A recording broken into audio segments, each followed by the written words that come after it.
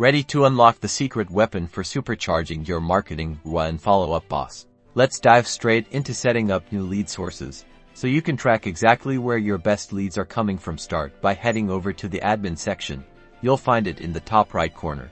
Once you're in the admin area, look for lead flow in the left-hand sidebar and click on it. This is where the magic happens. Now, on the lead flow page, you'll see a button labeled Add Source. Give that button a click to start configuring your new lead source. This is where you get specific in the source name field.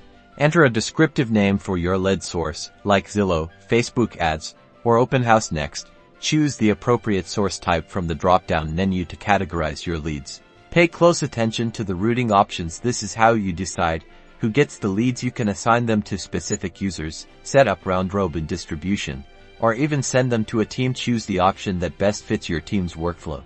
Double-check all your settings to make sure everything is accurate. When you're satisfied, hit the Save Source button. Congratulations!